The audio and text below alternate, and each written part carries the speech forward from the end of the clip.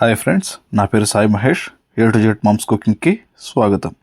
ఈరోజు మనం చేయబోతున్న వీడియో ఫిష్ బిర్యానీ అండి. ఇది చాలా స్పైసీ అండ్ టేస్టీగా ఉంటుంది. ఈ బిర్యానీని పర్ఫెక్ట్ కొలతలతో రెస్టారెంట్ స్టైల్లో చేయొచ్చు. ఈ వీడియోని స్కిప్ చేయకుండా చివరి వరకు చూడండి. దీనికోసం బాగా శుభ్రం చేసుకున్న చేప ముక్కలను తీసుకొని దానిలోకి 2 స్పూన్లు red chilli powder, 1 spoon salt, 1 spoon ధనియాల పొడి, 1 స్పూన్ పసుపు, 1 స్పూన్ జీలకర్ర పొడి, 1 స్పూన్ గరం మసాలా, 1 స్పూన్ అల్లం వెల్లుల్లి పేస్ట్ వేసి కొద్దిగా నిమ్మరసాన్ని కూడా వేసుకుందాం. చేప ముక్కలకు పట్టేలా చేయాలి. దీనిలో కొద్దిగా నూనెను వేసుకోవడం వల్ల ఈ మసాలా అనేది చేప ముక్కలకు బాగా అంటుకుంటుంది. దీనిని ఒక హాఫ్ అన్ అవర్ పాటు పక్కన పెట్టుకుందాం. ఒక ప్యాన్ని తీసుకొని దానిలోకి 2 స్పూన్ల ఆయిల్ వేసుకుందాం. మసాలా పట్టించిన చేప ముక్కలను ఇందులో వేసుకుందాం. నూనె ఎక్కువ వేసుకొని డీప్ ఫ్రై కూడా చేసుకోవచ్చు, కానీ మసాలా అనేది స్ప్రెడ్ అయిపోతుంది. అందువల్ల నేను కొద్దిగా నూనెతో ట్రై చేస్తున్నా. మన ఛానల్ని చూస్తున్న వారందరూ ప్లీజ్ లైక్ చేసి సబ్స్క్రైబ్ చేసుకోవడం మాత్రం మర్చిపోవద్దు. ముక్కలు బాగా కాలేంత వరకు అటు ఇటు తిప్పుతూ ఉండాలి. ఈ విధంగా కాలిన తర్వాత వీటిని పక్కన పెట్టుకుందాం. ఇంకో స్టవ్ మీద రైస్ని ప్రిపేర్ చేసుకుందాం.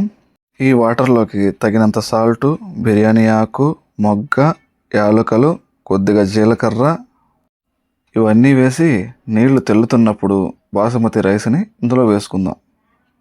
ఈ బాసుమతి రైస్ అనేటివి 80% వరకు ఉడికించేలా చేసుకోవాలి. ఈ స్టవ్ మీద ఇది అవుతూ ఉంటుంది. ఇంకో స్టవ్ మీద ప్యాన్ పెట్టుకుందాం.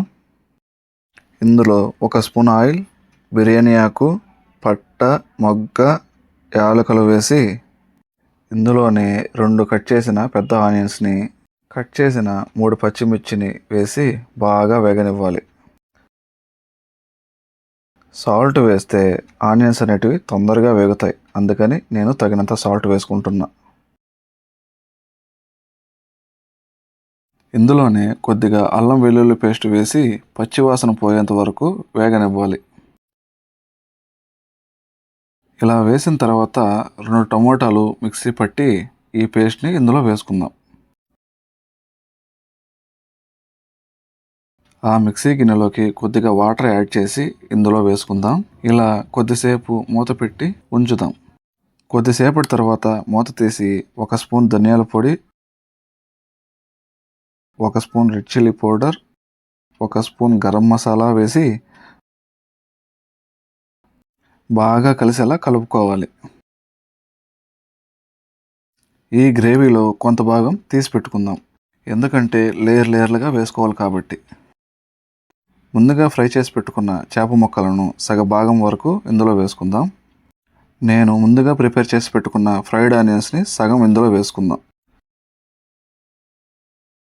అలాగే కొద్దిగా కొత్తిమీర, కొద్దిగా పుదీనాను కూడా వేసుకుందాం. ఇటుపక్క స్టవ్ మీద రైస్ రెడీగా ఉందండి. ఈ రైస్ 90% మాత్రమే ఉడకనివ్వాలి.